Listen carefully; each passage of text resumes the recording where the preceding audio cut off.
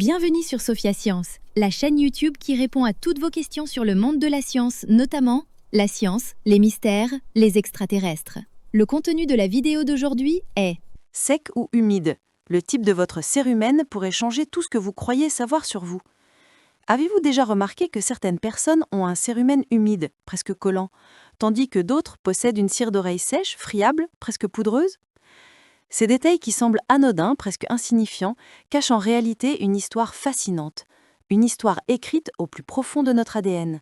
Car oui, le type de cérumen que nous produisons est déterminé par un seul gène, un seul, et il raconte une partie de l'histoire de nos origines. Pour comprendre ce mystère, des chercheurs internationaux ont étudié les gènes de 33 populations réparties sur toute la planète. Leur objectif était de remonter aux racines génétiques du cérumen, cette substance sécrétée par les glandes apocrines cérumineuses, nichées dans notre conduit auditif. Ce qu'ils ont découvert dépasse largement la simple question de savoir si nos oreilles sont plus humides ou plus sèches que celles de notre voisin. D'abord, les chiffres étonnent. Le cérumen sec domine largement en Asie de l'Est. 9 personnes sur 10 y possèdent ce type de cire. A l'inverse, en Europe et en Afrique, il est extrêmement rare. Moins de 3% des individus présentent un cérumen sec. Cela signifie que pour la quasi-totalité des populations européennes et africaines, le cérumen humide est la norme absolue. Mais alors, qu'est-ce qui détermine ces différences si marquées entre continents? La réponse tient dans un gène appelé ABCC11. Une équipe de 39 scientifiques, dirigée par l'université de Nagasaki, a découvert que c'est une mutation précise sur ce gène qui modifie la structure d'un petit canal au sein de la cellule. Ce canal agit comme une porte. Il laisse entrer ou sortir certaines molécules, et ce flux détermine la texture du cérumen. Lorsque le gène subit une mutation, cette porte ne fonctionne plus tout à fait de la même manière. Le cérumen change alors de composition, devenant sec plutôt qu'humide.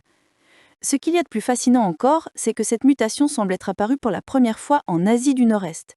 Elle s'est ensuite diffusée progressivement à travers l'Asie, puis jusque chez les Inuits et les peuples autochtones du continent américain, dont les ancêtres venaient eux aussi d'Asie. Le cérumen devient donc une véritable trace génétique de nos migrations ancestrales, un témoin silencieux de l'histoire humaine. Et pourtant, malgré toute cette précision scientifique, un mystère demeure. Nous ne savons toujours pas exactement à quoi sert le cérumen. Les chercheurs supposent qu'il pourrait piéger les insectes, nettoyer le canal auditif ou encore empêcher la peau de se dessécher. Mais une autre question intrigue encore. Existe-t-il un lien entre le type de cérumen et les odeurs corporelles? Car les glandes qui produisent le cérumen sont proches des glandes odoriférantes du corps. Certains scientifiques se demandent donc si ce petit détail pourrait jouer un rôle dans l'attractivité ou même révéler des indices sur le fonctionnement d'autres glandes apocrines présentes dans la poitrine. Une meilleure compréhension de ce mécanisme pourrait même fournir des pistes inattendues pour étudier certains processus liés au cancer du sein.